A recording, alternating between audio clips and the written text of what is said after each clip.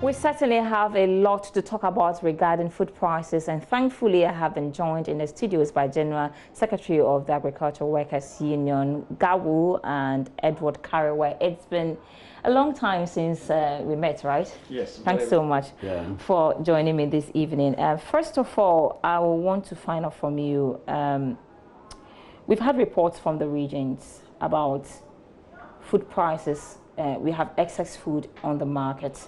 We've had reports from the northern region about maize, for instance. We've also had from the Volta region about watermelon, and part of the Ashanti region about eggs.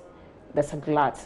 Is it that there is excess food on the market, or we are just misusing the word glut? Well, let me say good evening to the working people of this country, particularly farmers and the General Agricultural Workers Union. The word itself requires clarity in terms of how we use it. When we talk about food, food is generical. Right. In the sense that it encompasses a number of foodstuffs, different foodstuffs. So when you just say food, it looks as though everything that we consume, which is not poisonous, which is considered as food, is in glut. It is not the case.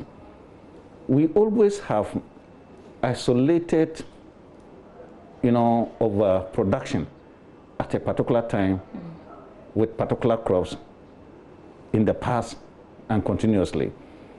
If you take watermelon, it has a season, and then where it is produced. At the farm gate, you may have glut there. And in actual fact, when you talk about the farm gate price, that is not the price that we are talking about. Because how many people will consume it at the farm gate? We are talking about the price at the consumption place. That is at the market. Right.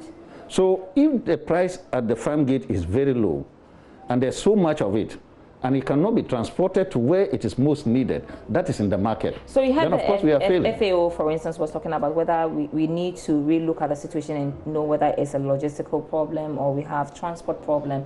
From what you've monitored on the ground and being on the ground, what is the real situation? Why is it that, for instance, I was in part of the Volta region where I got a whole lot of watermelon selling for just 20 cedis, but I come to the central business district to buy watermelon and it's selling for just 20 cedis. Why do we have so much food down there and then people go buy them cheap and then come to sell it at an expensive price for people? You see, we are in Accra here, so let's look at, just use this as an analogy. Whenever it just drizzles in Accra, we get floods. It's not because the rains are too much. It's just because the drainage within Accra is not properly organized.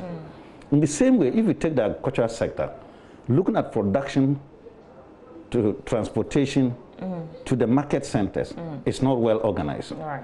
There must be a free flow of what is produced to the consumer.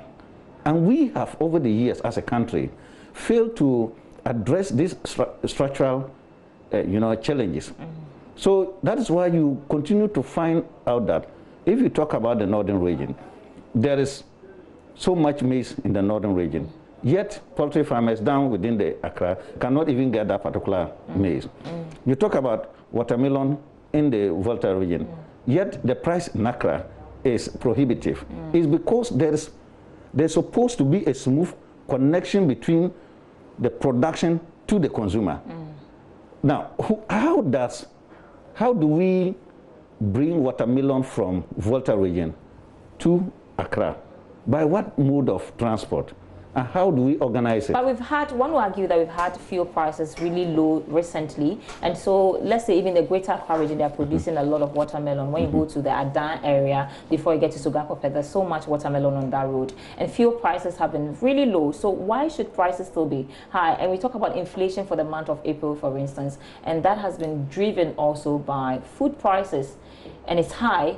So just trying so hard to understand the link between food prices being high and there's so much on the field, it's a bit baffling.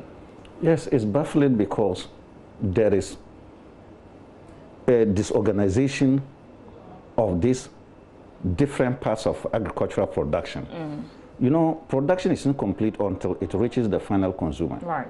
And we are not paying particular attention to that simple theory, which we now need to practicalize to make sure that whatever is produced, we quickly move it to where it is most needed. Right. We don't have those structures in place, or even where they are disorganized. Right. For instance, we are talking about fuel prices going down. That does not necessarily mean that transport prices will go down. That does not mean that if you're a transporter and you are hiring a vehicle either from Accra or from Volta region, for instance, to convey the watermelon to Accra, it is going to be cheaper. Right. It will not necessarily be just because fuel prices have come down. It will not necessarily be just because you have got production there. It will not necessarily be just because there is demand at the other side of the line. You need to make conscious efforts and make those structural challenges addressed right. so that they can be free flow. Unfortunately, we have to leave it here. I mean, when it comes to food, we have a lot to talk about. We'll certainly revisit this topic again, but from the local